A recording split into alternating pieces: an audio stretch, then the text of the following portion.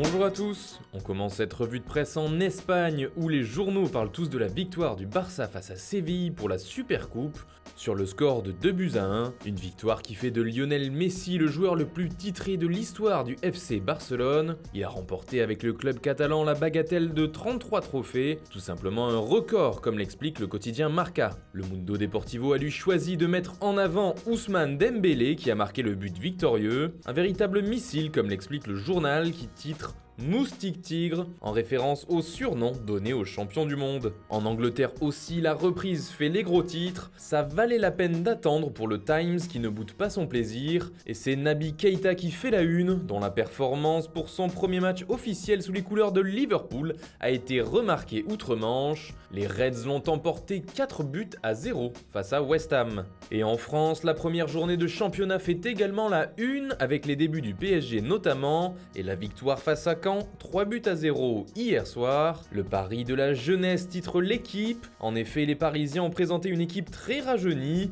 Avec les nombreux titulaires absents, 7 joueurs venant du centre de formation du PSG ont participé à la rencontre. Une révolution qui ne devrait cependant pas durer très longtemps, puisqu'il manquait notamment Verratti, Cavani, Mbappé ou encore Meunier et Kurzawa. Du côté de l'Italie, la folie Cristiano Ronaldo à la Juve s'empare de tout le pays. Lui aussi a joué son premier match avec le club de la vieille dame et n'a pas attendu longtemps pour faire trembler les filets. À peine 8 minutes de jeu pour trouver le chemin du but face à l'équipe B de la Juventus. Cristi Amo titre la Gazzetta dello Sport qui ne s'en remet pas. D'ailleurs, le coup de sifflet final de la rencontre a été donné dès la 72e minute à cause de l'envahissement du terrain. Preuve une nouvelle fois de l'engouement autour de la venue du quintuple Ballon d'Or à Turin. C'était tout simplement Ronaldissimo pour le quotidien italien Tuttosport. Toujours en Italie, le Corriere dello Sport fait aussi sa une sur CR7, mais ce qui nous intéresse, ce sont les 2 points mercato du journal transalpin. D'abord sur Keita Baldé qui va bien jouer à l'Inter.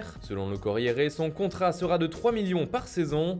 Et l'ancien monégasque devrait rapidement jouer avec son nouveau club, puisqu'il pourrait être convoqué pour la première journée et la rencontre contre Sassuolo. Le journal italien parle aussi de l'arrivée de Timoteo Bakayoko à l'AC Milan. Il est en effet arrivé dans la ville milanaise et passerait sa visite médicale. D'après le quotidien, il s'agit d'un prépayant de 5 millions d'euros avec une option d'achat de 35 millions d'euros. Enfin, au Portugal, un club français pourrait réaliser un très gros transfert. Il s'agit de l'Olympique lyonnais qui est prêt à casser sa tirelire sur Ruben Dias, le défenseur central du Benfica. D'après le journal Abola, la direction lyonnaise serait à Lisbonne pour négocier le transfert du jeune défenseur portugais et serait prête à lâcher 40 millions d'euros pour le faire venir. Voilà, c'est tout pour ce matin. Bonne journée à tous, on se retrouve très vite pour une nouvelle vidéo sur Foot Mercato.